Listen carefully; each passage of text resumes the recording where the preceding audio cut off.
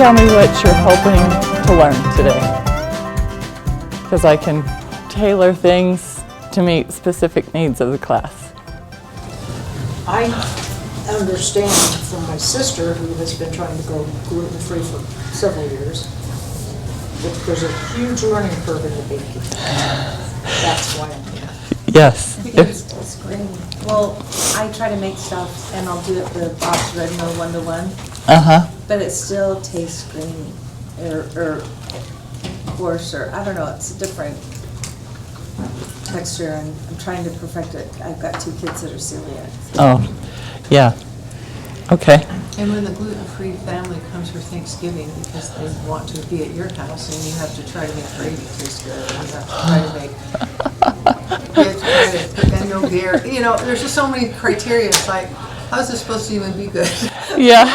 I would like to know just a few hints on how to make anything good. You know what Okay. I mean? Yes. That use flour, have to, you know, to just Yes. it's just tricky And when you don't know. and so because this is kind of a whole grain place, I didn't bring my company's other products, but I've got your gluten-free gravy for Thanksgiving covered.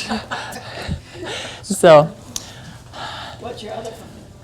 well, my company is Vivian's Live Again. So I am Laura Huffman, and I started making gluten-free and dairy-free products. Well, it wasn't products, it was just I was trying to help out at church dinners, because we had a celiac woman and a dairy allergic girl, and I noticed that they didn't come to activities that had food because it was very excluding to them. And I thought, there must be a way around this. How do I fix this? Well, what do church ladies do? They make casseroles with Campbell's. And so I made a replacement, and it turned out I was good at making replacement kind of products and changing recipes, and I started a business. So then my first products were not very nutritious, but they performed like Campbell's. They tasted better than Campbell's, at least, especially the chicken soup. But then I started to see that the food wasn't really very nutritious. It had a lot of starches, and I thought, this is not right.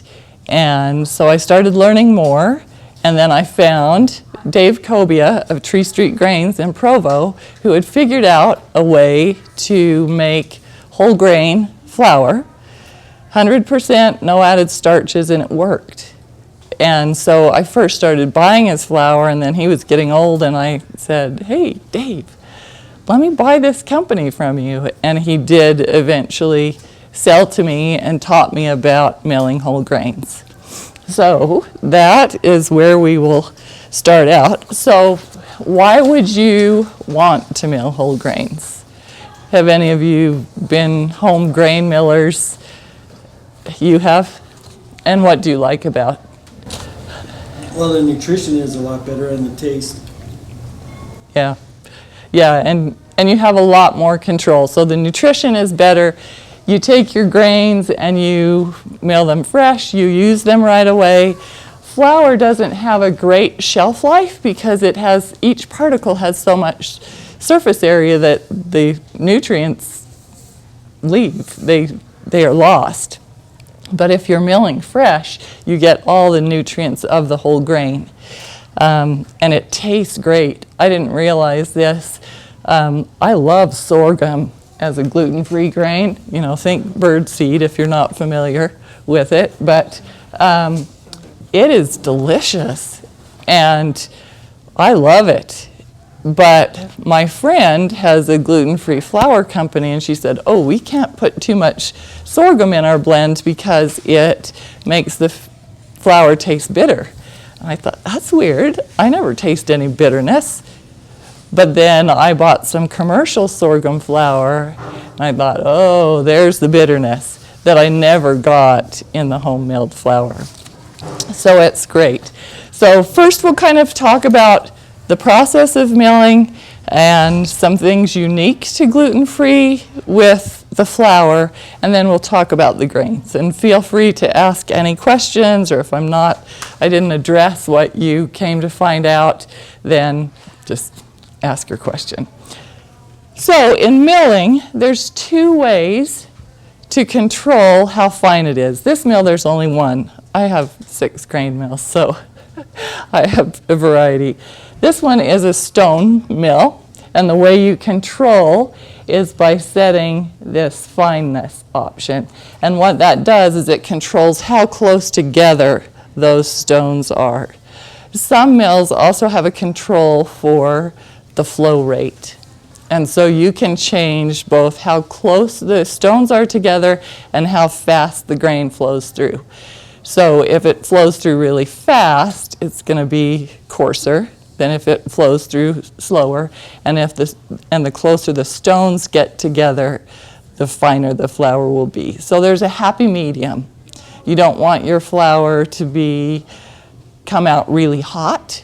It's all going to come out warm, but if it gets really hot, it changes the oils in your flour, and the flour won't last as long, and the taste will change.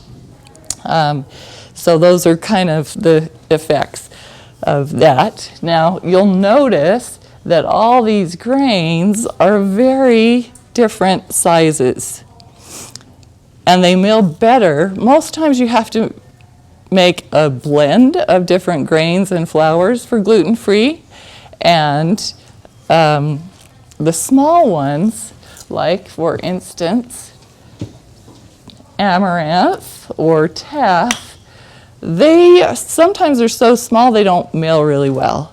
So if you make a blend of your grains like this, you can have a blend just made up of the proportions you like if you mill a lot, and then just scoop out of your bag and blend them like that.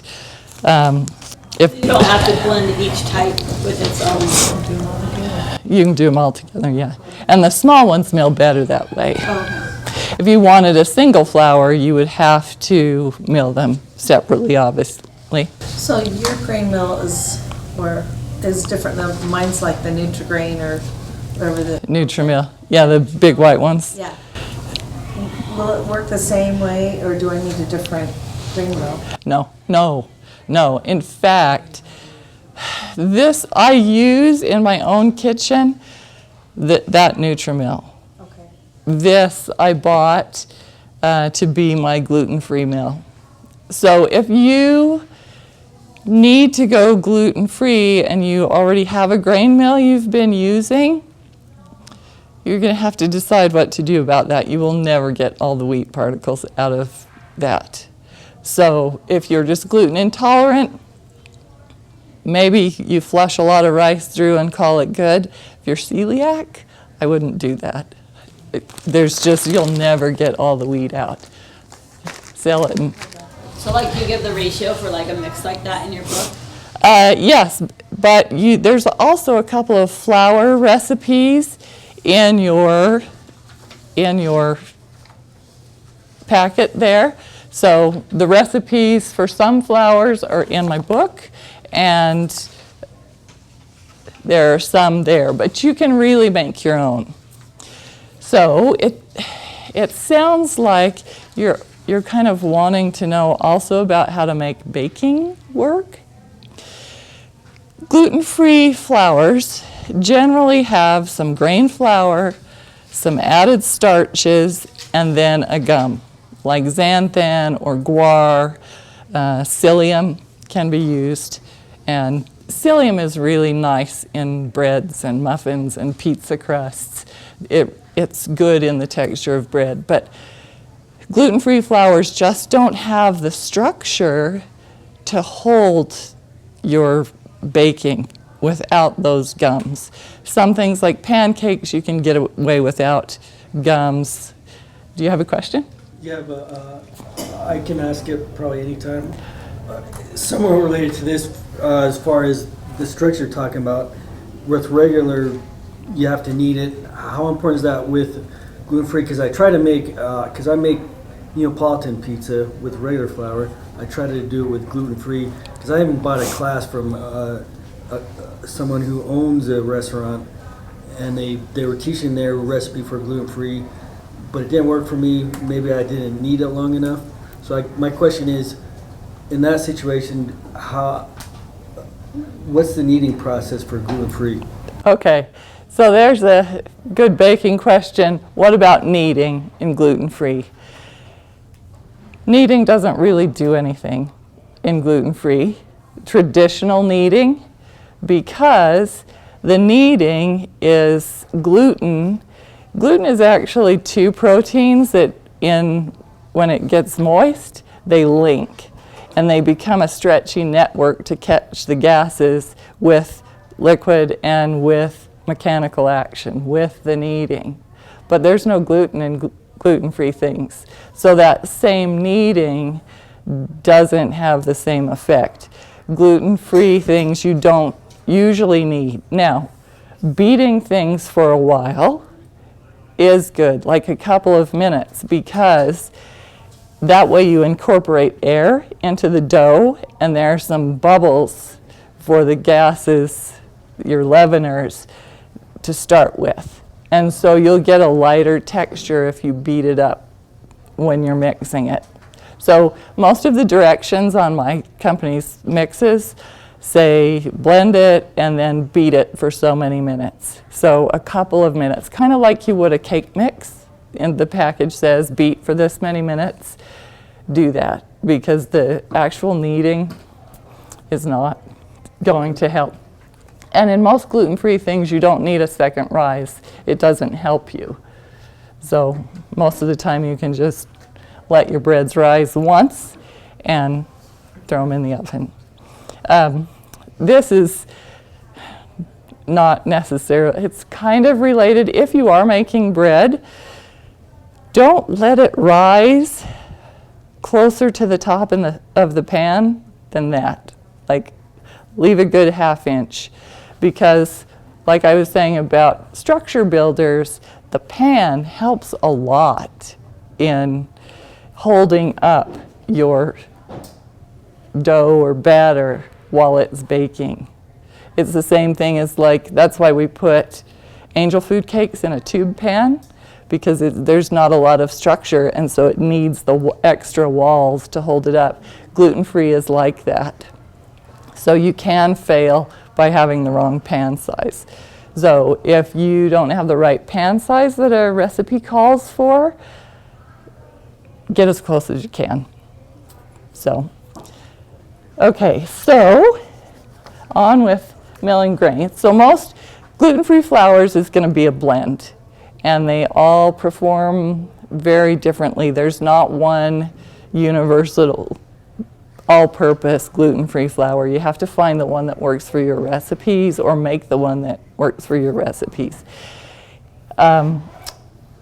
So when you're milling your own, you have the choice of 100% whole grain, and you have to choose the grains that work best.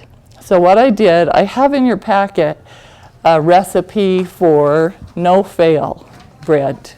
And it's basically a quick bread plus yeast. And they're really easy to make without a failure. So what I did was I tried one grain alone. I didn't do a blend. I just did one at a time to see how they would perform. So I did rice, and all the kinds of rice worked pretty well. And buckwheat. Buckwheat has some people don't like the flavor, but it has a lot of flavor. And it's a complete protein, meaning that it has all the amino acids your body can't make and you have to eat. And it's got a lot of fiber in it. But because of all that fiber, if you're making things with buckwheat flour, you generally will need more water in your dough or your batter. Sorghum. I love sorghum. You guys can even come take a pinch out of this and eat it. It tastes so good. And wheat has a lot of flavor. If you ever start making gluten-free things, you'll notice how little flavor there is in most gluten-free flours. It's just no flavor. So I have found that sorghum and teff together taste a lot like wheat. So I put these two in almost every blend I make. And sorghum, though, is a little bit hard to get a fine particle with. So you may feel, it doesn't feel gritty like some gluten-free flours. That's the starch that you're tasting, feeling that grittiness. But you can feel the particles. Think like cornbread, that you can kind of feel the pieces of the cornmeal in there. It's a little bit like that. Did you have a question? I do. When you told us about your no-fill bread, when you say 2 1/4 cups of flour, what are you meaning by flour? Your gluten-free blend. The gluten-free blend. Okay. So if it says flour, it means a gluten-free blend. And that one, does it, I can't remember, does it have a measurement for xanthan on the bottom? Yeah, it does. That's why I'm asking. Yes. And psyllium husk. Yes. So if you buy a commercial mix that already has xanthan in it, don't put any more xanthan in it. Let's go on with the grains. You can mill corn. There again, you're probably familiar with the texture of cornmeals and corn flours. They're a little bit coarser, but they are one that works alone. Can you even put that in a grinder? Corn doesn't have Yes. to be oiled? No. Flax does, nuts do have too much. The question was about milling corn. Does it have too much oil? And it doesn't. How do you get the finest flour? With your settings and your flow rate. Okay. Do you grind it twice? No. But I've heard some complaints about grittiness and graininess. One thing you can do that's very helpful with gluten-free baking is to let your batter sit. And gluten-free batters and doughs tend to be wetter. They need more water. And if you mix it up and then put it in your pan and let it sit for a bit before you bake it, you'll get rid of a lot of that grittiness. And if your grain is coarser, it also will absorb more water, and you'll notice that less. I went to the My Gluten Free World Expo last weekend, and I made 2,500 brownie samples. So we just baked brownies all one day. So we'd make up the batter, and then they would just sit in the pan for their turn in the oven. And there was none of that grain feel in it. I couldn't feel the grain in any of those batches that sat. But if I make one and just put it in immediately, I can feel that. How long do you suggest to let it sit? Probably not like a sourdough, where you let it sit for like 24 hours or something? So no, the question is, how long do you let something sit? I don't know, 10 minutes to half an hour. Depends on your flour and how impatient you are. I just forget, or my oven's busy, and so I don't really keep track of that time, but at least 10 or 15 minutes, but maybe up to a half an hour. So you mentioned sourdough. Do you have any sourdough recipes in the book? I have an artisan, but I don't have a sourdough. Sourdough isn't something I've experimented with enough that I felt like I could put it in the book. But my company does make 100% whole grain flour, and I get lots of customers that say, oh, this is great in sourdough. And it makes sense that it would be great in sourdough. Whole grain gluten free? Uh-huh. Company all gluten free? Okay. Yes, gluten and dairy free. So in our parade of grains here, we also have millet. Millet is kind of corn-like. It's easy to find. It's easy to digest. It also works as just a straight millet flour, but it takes less water. Buckwheat takes more water in your recipe. Millet takes less. You It just, say less, like a half cup less, or how do we know how much less? so yeah, the question is how much less? I do like, I don't know, do a quarter cup less. You can always add more flour, but that's the thing about gluten-free things. You're going to have to do more experimenting, and don't get frustrated with that. The flours are different. It's a new thing probably to most of you. That's okay. But there is value in noticing what batters and doughs are supposed to look like, because every flour is different. And so if you get a dough or a batter that you think, this isn't quite as stiff, or oh, this is more runny than last time, then it gives you a guide to kind of measure, what do I need to do to this? Amaranth will not work alone. It's a great addition to your flour. It's a complete protein. It has lysine in it, which is not found in most grains. It's very high in protein, so that protein can add structure. But if you make 100% or a high percentage of amaranth, your baked good is going to be dense and gummy. So it's one to add in small quantities. Same thing with oats. I didn't bring any oats. Oats can do wonderful things, like make doughs soft and nice, really give them a nice mouthfeel, but not alone. It will not work. So you just have to put those grains in smaller proportions. Quinoa is high in protein. It's a complete protein. I think it tastes terrible. No, the plant makes a natural insecticide that's kind of bitter. And as flour, I don't like it. Cooked, I like it. We got a question in the back. I don't like it either, but I heard if you rinse it first when you're cooking, Yes. that will help it. Yes, and that's true.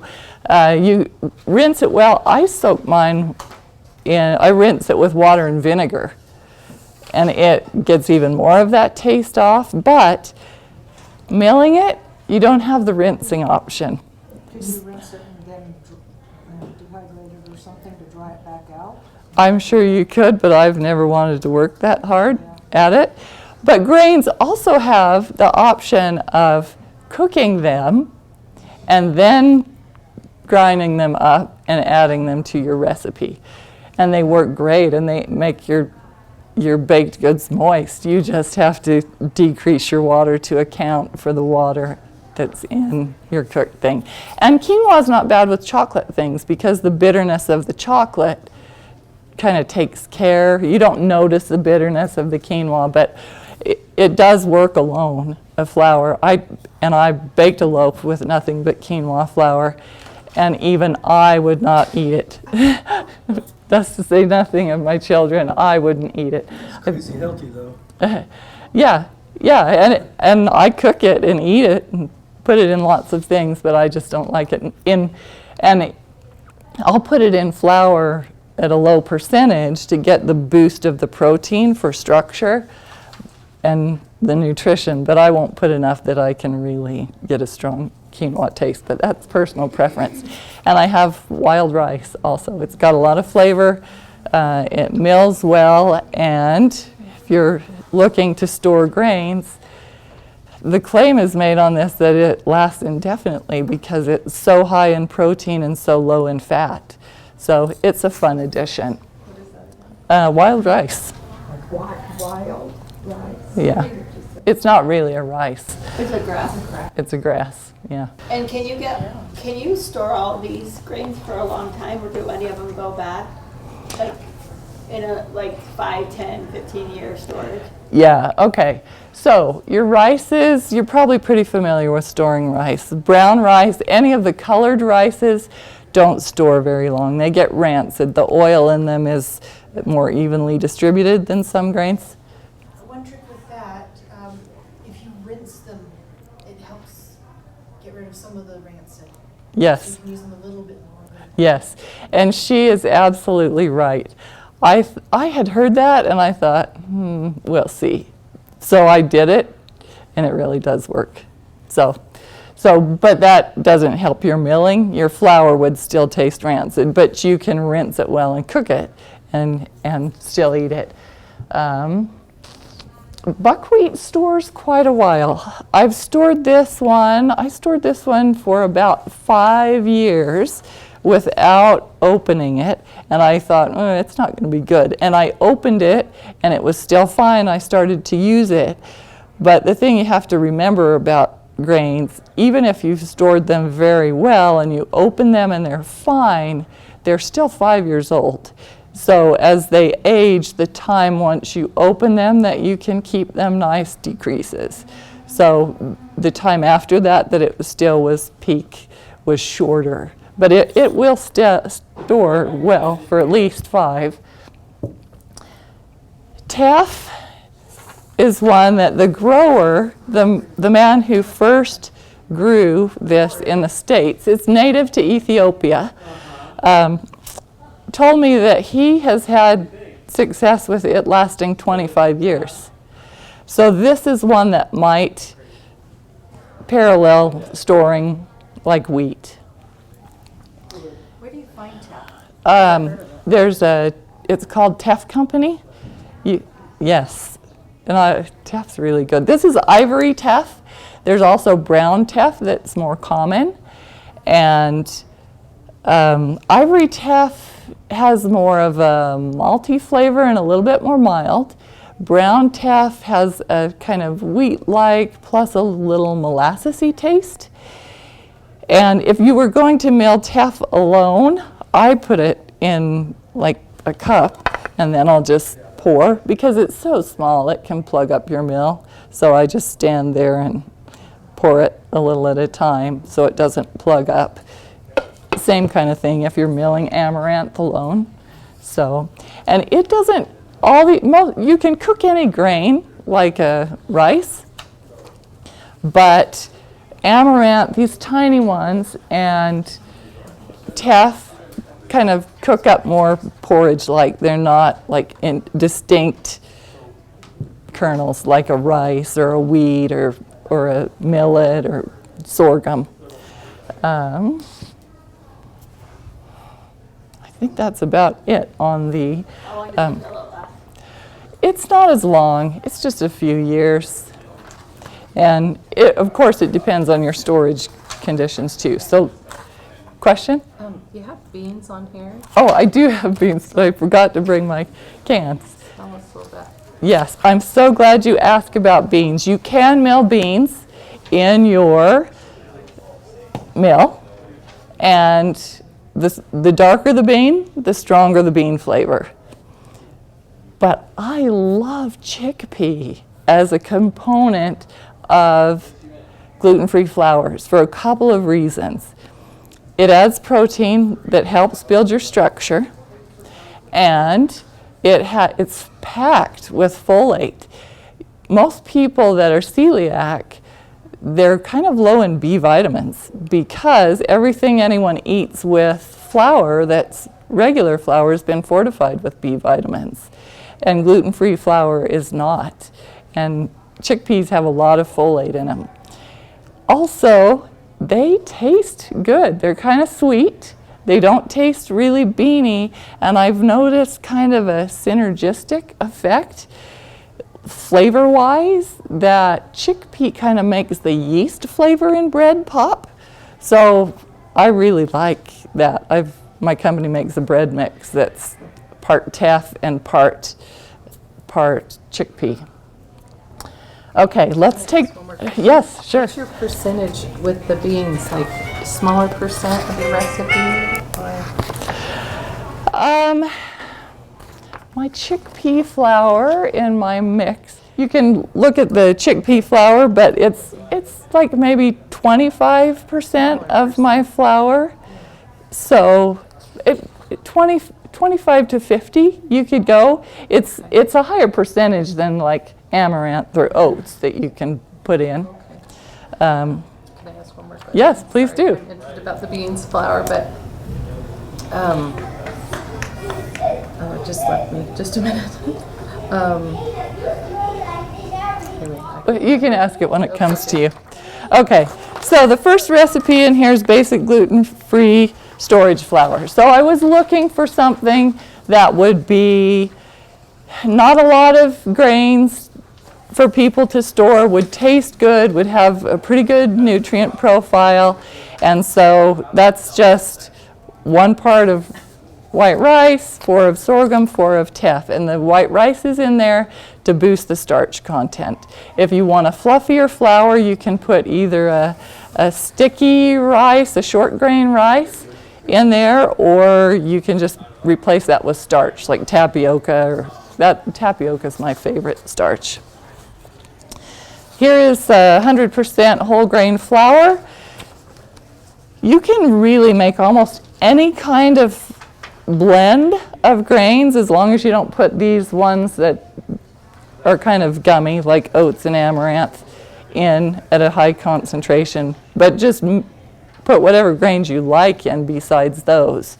And it doesn't really matter. It will work in your recipes. But what really matters is how much xanthan you get in there. And the coarser the flour, the more xanthan you need. The finer the flour, the less you need. Those will be small adjustments, but you may have to play around with that gum level. So you can either measure out your weight of grains and then put in, and then weigh your xanthans, or... What should the percentage be around? So in most all-purpose type gluten-free flours, the percent is 2.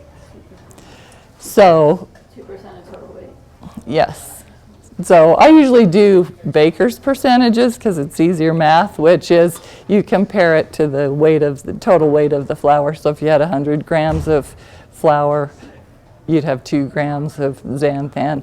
If you're adding psyllium, you split that percentage. Like you'd do 1% psyllium and 1% xanthan, or however you wanted for your recipe, but the total percent of those two things should be about 2, plus or minus. If it's not holding up, add a little more. If it's gummy, cut it some. So that 2% of the weight of the flour? Mm-hmm. Yeah. So it's really easier if you want good control over the gums and the texture of your things. It's really probably easier to add that xanthan or guar, whatever you're using for your recipe, in at the recipe. Like have your flour without and then just add the right amount for your recipe. A teaspoon of xanthan is 4 grams. And that's below. The reason I tell you that is it's below the threshold of most kitchen scales weight. But I measured that with different sets of measuring spoons, different employees, to see how much variation there was, and it's pretty consistently 4 grams. So you can, if you're trying to look at percentages, you can figure that as 4 grams. So if you were going to take this 100% whole grain flour mix, how much chickpeas would you add to this? Or do you replace one of the things with chickpeas? Or? I would probably get rid of the millet and put in a chickpea. That's just my flavor. And 1 cup in that would be fine. Did you say a teaspoon of xanthan is 1 gram? 4 grams. So there's a formula there. In my 100% whole grain flours, I do 1.3%. So I really come out with 2.6%, but because it's coarser, but you may have to play around with that depending on how much you have. And I guess I don't understand what you mean by that. 1.3. So I use a little more than 2% in my whole grain. 2% of the xanthan gum? Mm-hmm. Okay. Yeah. And xanthan, some things like cake, psyllium's not that great in it, dries your cake out faster, but in bread products, psyllium's really nice. The next 2 recipes are just some really nice, hard to fail at recipes if you follow the directions. So, Psyllium is good for bread. But not good.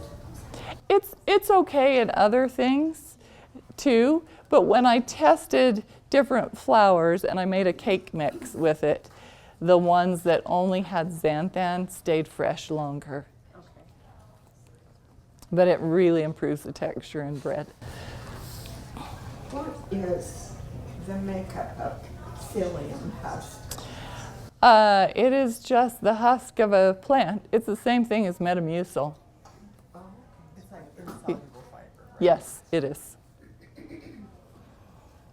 So are there any other questions? Question. The next one, you have active yeast. Obviously, that's what causes this dough to rise. I'm wondering, what does yeast do for gluten-free? Is it the same kind of process as regular? My understanding of yeast for regular, sourdough, I know it kind of pre-digests the gluten, but yeast obviously makes bread rise, but it's the same thing with gluten-free? Yes. It's the leavening because the yeast metabolizes the sugar, gives off gas. It's those gas bubbles that make it rise. The difference is that in glutinous bread, the gluten is the stretchy network that catches the bubbles. And then because it's trapped in that network, the whole dough rises. So yeast is doing the same thing, just your support network has to be different in a gluten-free bread. So it's the protein, it's the xanthan, it's the eggs that give it a little more structure to trap those bubbles and hold them. So, any other questions? I am. I would love to sell one to you.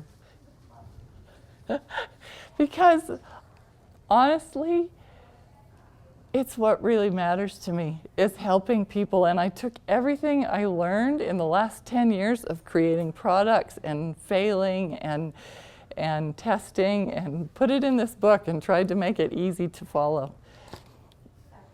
So. Is your brownie recipe in there? Yes, it is. One from the Gluten Free Expo. Did you go to the Gluten Free Expo? We ate your brownie. Yeah. I actually brought some of those samples I had left over. They're in my car still, but I'll bring them in later. You're going to have a hard time making it that good because I have access to better cocoa and better vanilla because of my business, but they still will be really good, and it's pretty much the same recipe. So that's the trick.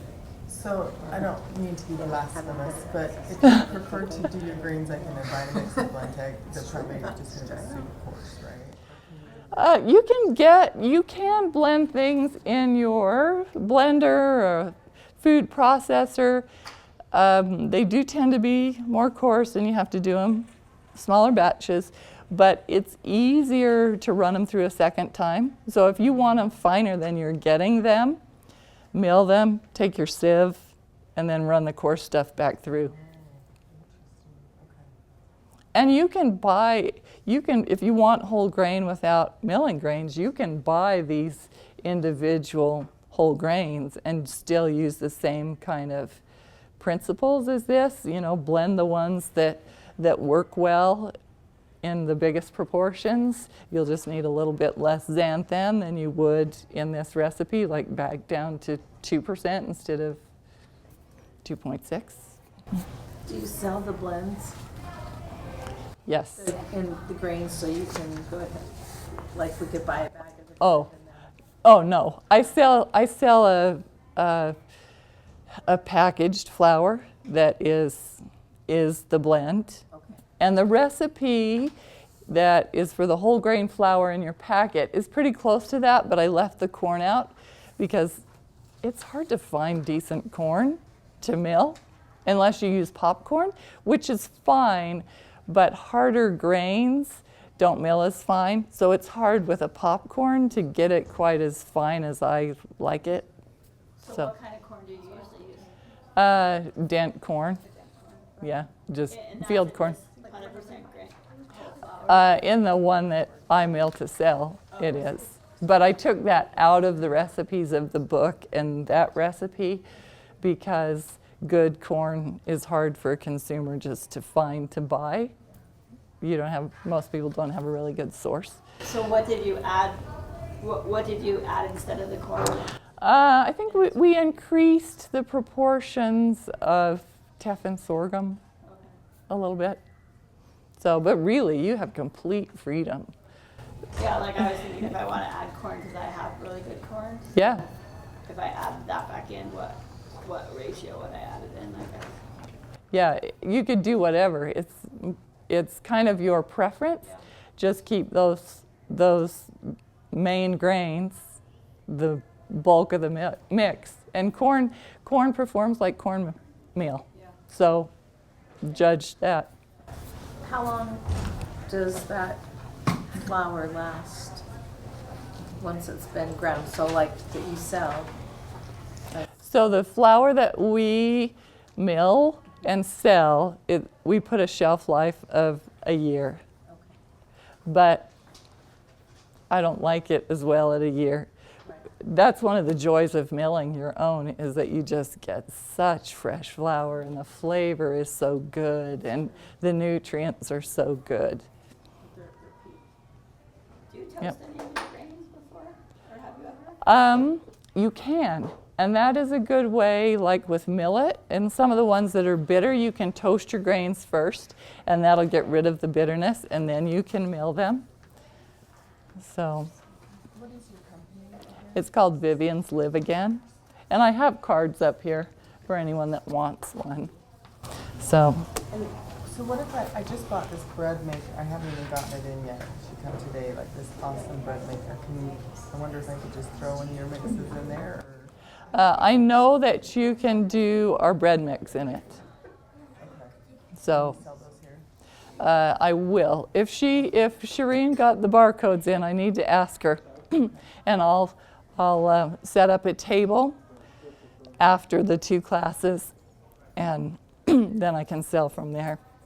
So, and it's actually about time for the 2nd class and people are coming in for that. So, any final questions? This sourdough, I'd love to see the sourdough books. Oh, well, that's an artisan bread. There is a book called Gluten Free Artisan Bread in 5 minutes a day. And it's phenomenal. It's really good. And their flour blend, they've got whole grain ones, they've got kind of white ones, and they're all really good. And so you don't sell the individual grains here? No, you can get most of the individual grains here. I don't think she has sorghum. It's not on my website, but if you take a card, I would be happy to sell you sorghum. So, same with wild rice. Those are the 1st class's handouts, which are actually better than the 2nd class handouts because there's more information. Gluten Free Artisan Bread in 5 minutes a day. And if you want to take a look at the book I have, go ahead and take it and have a look.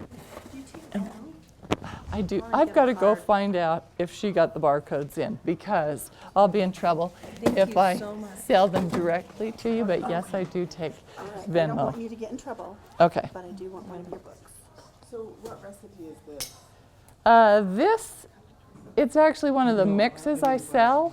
There is a muffin recipe in the book, but it's not this one. But this one is, I just got a cornmeal muffin recipe off the internet, and it had a cup of cornmeal and a cup of flour in it, and I just put 2 cups of whole grain flour in it. So. Instead of the corn? Uh-huh.